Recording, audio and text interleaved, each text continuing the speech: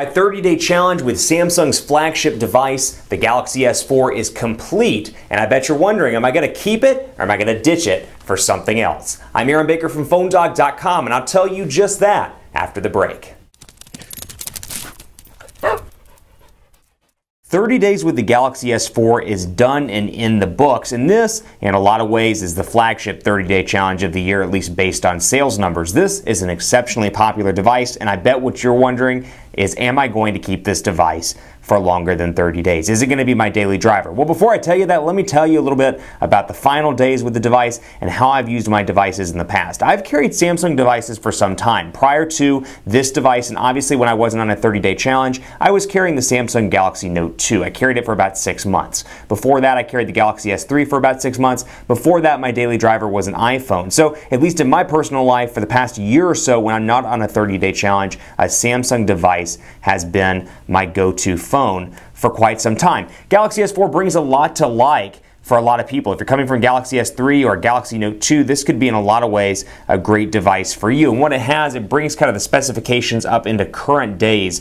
Quad-core processor that's a 1.9 gigahertz Snapdragon 600 CPU, a 5-inch 1080p HD display here. You got a 13 megapixel camera on the back, so improvements all around, and not just in the hardware, but in the software as well. You got some great new features on Samsung's TouchWiz. You got Air Gesture, Air View, and I'll go through just really quickly and highlight some of those. Of course, you got your S-Beam stuff that you remember from the Galaxy S3 and the Note 2, but then you've got some amazing stuff down here. Air View, motions and gestures, so I've got smart screen as well, stay, rotation. This thing is packed to the gills full of features. But just to recap some of the issues I had in 30 days with this device, those features come at a cost, and that is built-in storage, and the fact that when those features are installed, there's not a whole lot of storage left, and that's a challenge for a lot of people. 9.62 gigabytes of available space out of the box, and after moving all my pictures and my videos over to the SD card, as you can see right here, I still only have a little bit of space left on the device. So for a lot of people, myself included, who I wouldn't consider to be, certainly don't consider myself to be a spec hog or any sort of, storage hog by any stretch of the imagination. I like my pictures,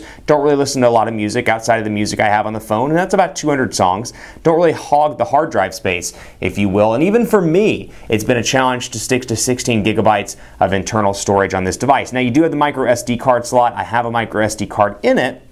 That said, you can only store certain stuff on the micro SD card, and I find it to be slow in a lot of ways. When you go from gallery into the images themselves, there's a lag there. And you also see lag system-wide. This is something I've really struggled with in the past 30 days. I did not see this on the Galaxy S3. Certainly didn't see it on the Note 2 with the quad-core Exynos processor. Very fast device all around. I've seen lag from time to time on the US variants of the Galaxy S4, and using it as my daily driver with all my messages installed and photos, I just see it all too often to be a high-end, pretty expensive when you think about it, device. For $200, I expect this device to be exceptionally fast, and there is no reason that with a quad-core 1.9 gigahertz processor, 2 gigs of RAM, this thing can't zip through anything that I throw at it. This is up against the HTC One, and in a lot of ways, at least in the lag department, the HTC One wins. So recap, I'll tell you what I like about the Galaxy S4. The pros for me here: fantastic, or at least very good battery life. 2,600 milliamp hour battery. It's removable, and not only that, it's a nice little balance between the Galaxy S3, 2,100 milliamp hours, and the Note 2, which had a 3,100 milliamp hour battery. It's sandwiched right in the middle, both literally in terms of size itself, and literally, or I should say literally and figuratively. Literally in the size, figuratively in the amount of time that it stays charged. I get a full day out of this, and usually I can make it into day 2 before this device needs a recharge. So I can easily go through a trade show or a series of meetings. I'm in LA on Friday for meetings, and I wouldn't have to worry about taking this device and using it all day on a trip. The challenge with the HTC One, for example, just comparing it to its nearest Android counterpart, it is a non-removable battery, and it's a smaller battery. It's 2,300 milliamp hours. So in terms of battery life, I have had less of a successful result on the HTC One. The win here for me: great battery life, a beautiful 5-inch display. 5 inches for me, the perfect sweet spot. 4.7, a little bit too small. 5.5, too big in the pocket. Just for my personal use, I like having a 5-inch display, and this is why I loved the Droid DNA as well. So that 5 inches spot, great for me. Love the camera on this phone as well. 13 megapixel camera, a ton of options on this device, a ton of abilities to do cool things with the camera, and it continues over into the Galaxy S4. We saw some of those with the Galaxy S3. It moves over into the Galaxy S4. The downsides to this device: internal storage space, and not just that, you can make the argument that you can get a micro SD card or that you can get a bigger version. Well, the fact is the bigger version isn't available at every US carrier, so that kind of nixes that argument for a lot of people. Number two, SD card, great option, and Samsung will tell you that. Quite a few of the vendors will tell you that. Great option. I'm not dissing an SD card, but what you have to remember is it can only store music and pictures, in a lot of cases, no games, no applications. So you're still restricted in some ways with your available storage space.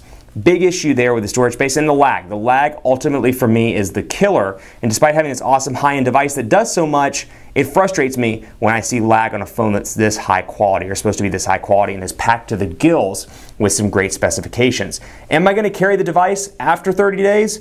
Drum roll, please.